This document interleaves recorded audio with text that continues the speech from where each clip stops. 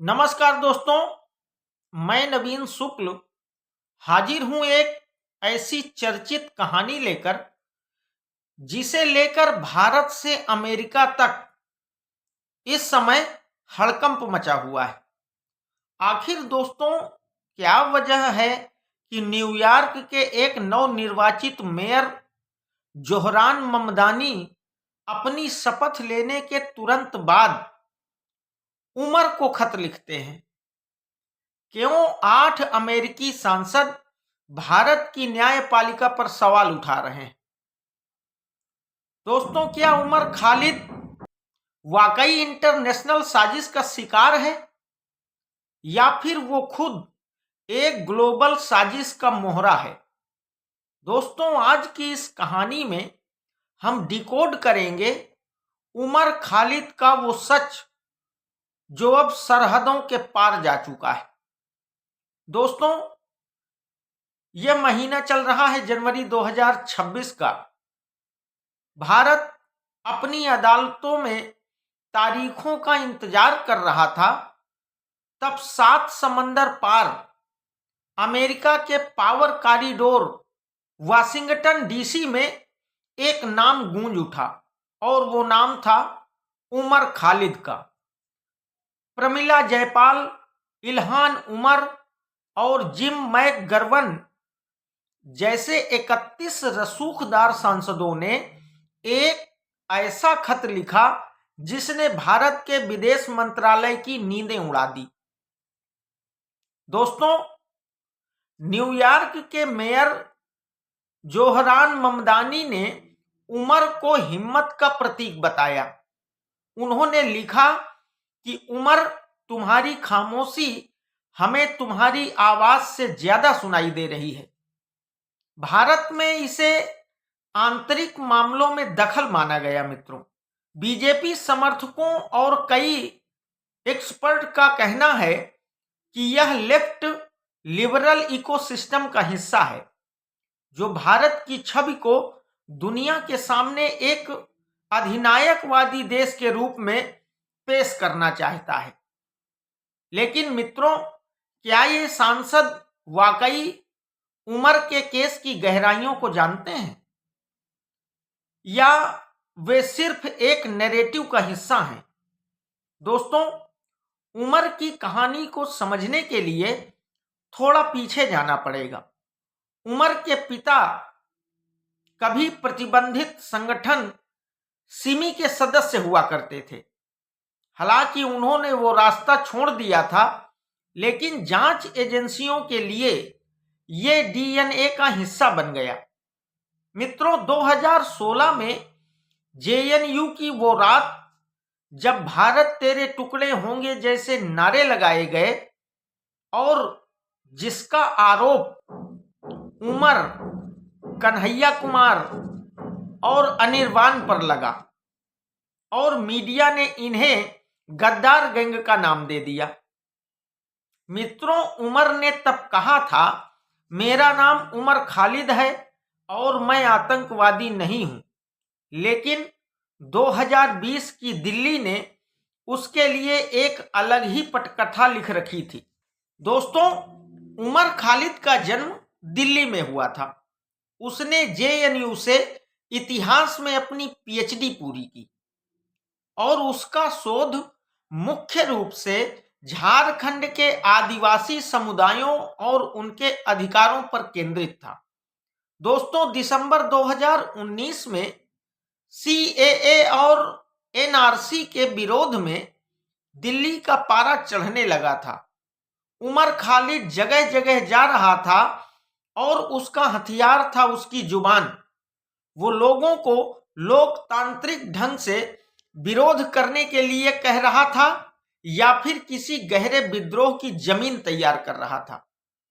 मित्रों, पुलिस ने अमरावती के उस भाषण को, उमर खालिद ने जो अमरावती में भाषण दिया था, उस भाषण को आधार बनाया और पुलिस का कहना था कि यह भाषण नहीं, सिग्नल था दिल्ली को जलाने का। जिस वक्त 2020 में अमेरिका के राष्ट्रपति डोनाल्ड ट्रंप भारत में थे, उस समय दिल्ली के एक हिस्से में कत्लेआम मचा हुआ था मित्रों। पत्थर, पेट्रोल बम और गोलियां, कुल मिलाकर 53 मौतें हो चुकी थीं इस बवाल में। पुलिस ने दावा किया कि उमर खालिद ने चक्का जाम और दंगों की प्लानिंग पहले ही कर ली थी। पुलिस ने जो सबूत पेश किए उनमें 17,000 पन्नों की एक विशाल चार्जशीट, जिसमें दर्जनों गवाह और सैकड़ों व्हाट्सएप मैसेजेस थे। दोस्तों, उमर को गिरफ्तार कर लिया गया। उमर पर लगा यूएपीए ऐसा कानून है जहां जमानत एक अपवाद है और जेल एक नियम। इसके बाद कोर्ट रूम में दोस्तों बहसों का दौर चला। उमर के वकील त्रिदीप पायस ने अपनी दलील में कहा कि पुलिस की कहानी बिल्कुल किसी फिल्मी स्क्रिप्ट जैसी है जिसका हकीकत से कोई वास्ता नहीं है। लेकिन मित्रों, दूसरी तरफ सरकारी वकील ने कहा कि आतंक के लिए हाथ में बंदूक होना जरूरी नहीं है। शब्द भी घाव करते हैं। 4 साल बीत गए, सप्लीमेंट्री चार्जशीट आती रही, लेकिन मित्रों उमर खालिद के केस का ट्रायल शुरू नहीं हो सका।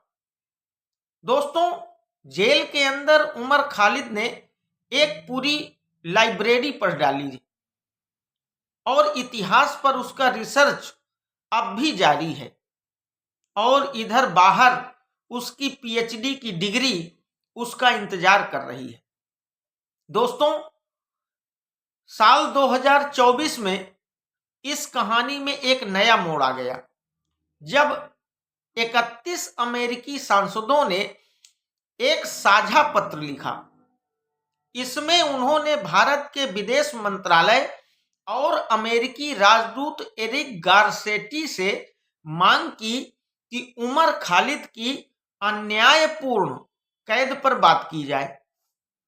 ये सांसद कहते हैं कि उमर को बिना ट्रायल के इतने सालों तक जेल में रखना मानवाधिकारों का उल्लंघन है। दोस्तों, न्यूयॉर्क के मेयर सहित कई सिटी काउंसिल्स ने भी इसके समर्थन में आवाज उठाई। लेकिन सवाल यह है कि क्या अमेरिका को भारत के कोर्ट के मामलों में बोलने का हक है? मित्रों, भारत सरकार ने इसे बाहरी हस्तक्षेप कहकर खारिज कर दिया है। पर क्या यह ग्लोबल प्रेशर उमर के लिए जमानत का रास्ता खोलेगा? दोस्तों, उमर खालिद की जमानत याचिका सुप्रीम कोर्ट से लेकर निचली अदालतों के बीच फुटबॉल की तरह घूमती रही। कभी जज खुद को केस से अलग कर लेते थे तो कभी तारीखें बढ़ जाती थी। वकील कपिल सिब्बल ने कोर्ट में कहा था कि एक इंसान बिना जुर्म साबित हुए अपनी जवानी जेल में कैसे काट रहा है। तो मित्रों, वहीं अभियोजन पक्ष ने कहा कि उमर खालिद समाज के लिए खतरा है और उसके तार बहुत गहरे जुड़े हुए हैं। दोस्तों, उमर खालिद की कहानी अब 2 हिस्सों में बंट गई है। एक पक्ष उसे लोकतंत्र का रक्षक मानता है तो वहीं दूसरा पक्ष उसे देशद्रोही और साजिशकर्ता मानता है। दोस्तों, क्या अमेरिकी सांसदों का दखल सही है? क्या भारत को अपनी अदालतों पर भरोसा नहीं रखना चाहिए? मित्रों, आप लोगों को क्या लगता है?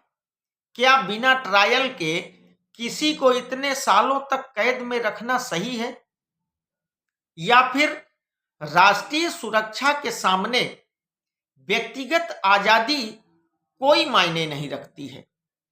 मित्रों, ये थी इस समय लगातार भारत से लेकर अमेरिका तक चर्चा में बने उमर खालिद की पूरी कहानी। इस पूरे मैटर को लेकर मित्रों आप सब की क्या राय है कमेंट बॉक्स पर जरूर साझा कीजिएगा और ऐसी ही कई और रोचक कहानियों के लिए, सनसनीखेज कहानियों के लिए मेरे चैनल को शेयर और सब्सक्राइब जरूर करिएगा मित्रों। तब तक के लिए बहुत बहुत धन्यवाद, आभार, नमस्कार।